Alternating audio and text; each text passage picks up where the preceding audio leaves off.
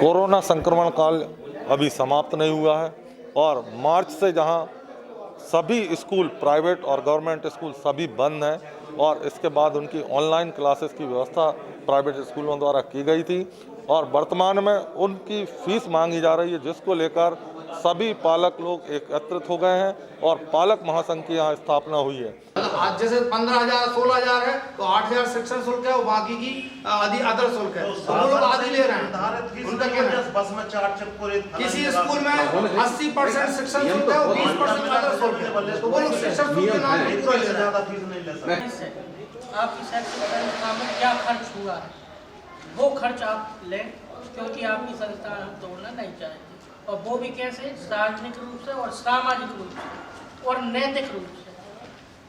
ये मेन मुद्दा रहा है फीस के साथ साथ कि हमारे बच्चों के साथ जो खिलवाड़ हो रहा है और बच्चे केवल 3 साल से स्कूल में पढ़ रहे हैं, इस स्कूल में डाल रहे हैं, अपन बार बार स्कूल चेंज कर रहे हैं, इसके बाद ही बच्चा नहीं पढ़ पा रहा। कारण क्या है? हमारे बच्चे स्कूल नहीं जाते और मोबाइलों पर पढ़ाई को नहीं कराते, तो ये मांग भी नहीं उठाई, क्योंकि एक तरफ आप सबसे बराबर फीस ले रहे हो, पर आप देखो कि क्लास के कोई सारे बच्चे 60% पे पास हुए, बाको दोस्त कौन है? उनके साथ पापा मम्मी ने होमवर्क नहीं करा, उनके साथ घर में माने पढ़ाई ठीक नहीं करी।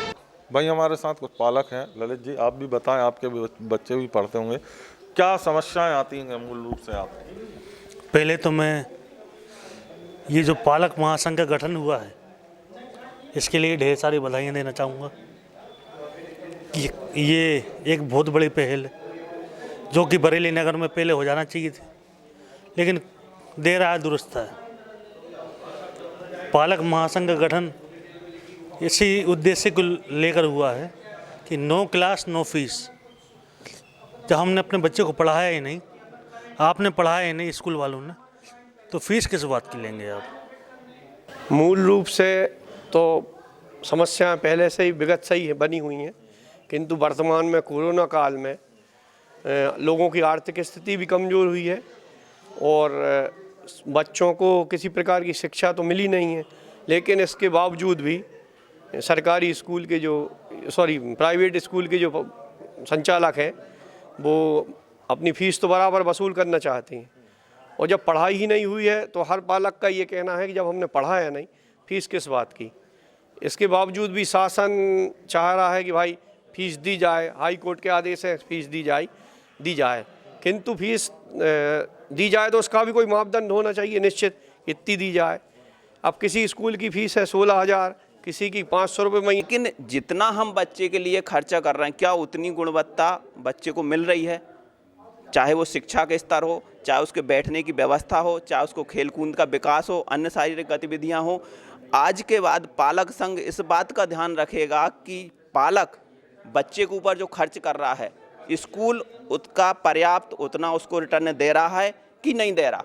अगर नहीं दे रहा तो पालक संघ निश्चित रूप से उनके विरोध में हमेशा खड़ा रहेगा। इस बात को लेकर पालक संघ का गठन हुआ है। अध्ययन करवाया था 20 लोगों का, तो एक बी क्लास बच्चे में 8वीं का बेसिक नॉलेज नहीं था उसको, 8वीं क्लास का, और उसके पास बी की डिग्री थी। हम केवल डिग्रियां खरीद रहे हैं, हम ये नहीं देख रहे कि हमारा बच्चा है यार बी कर रहा है तो उसको बी का कोई बेसिक नॉलेज है या नहीं है। हमारा बच्चा बहुत नामी स्कूल में पढ़ रहा है 5वीं में, तो उसको किताब पढ़ना आ रहा है कि नहीं, उसको पेपर पढ़ना आ रहा है कि नहीं, हम ये नहीं देख रहे। केवल हम नामी स्कूलों के पीछे हमारी स्टेटस की दौड़ चल रही है कि हमारा बच्चा फलाने स्कूल में पढ़ रहा है, हमारा बच्चा भोपाल में पढ़ रहा है, दिल्ली में पढ़ रहा है, उसमें गुणात्मक विकास कितना हो रहा है ये हम बिल्कुल नहीं देख रहे। और इसको ये ध्यान देना पालकों की जिम्मेदारी है। 28 दिसंबर को हमने एसडीएम महोदय को ज्ञापन सौंपा और 10 दिन की हमने समय अवधि दी थी कि आप 10 दिन के अंदर हमारी समस्याओं का निराकरण करें, लेकिन 10 दिन के बाद भी हमारी समस्याओं का निराकरण नहीं किया गया है।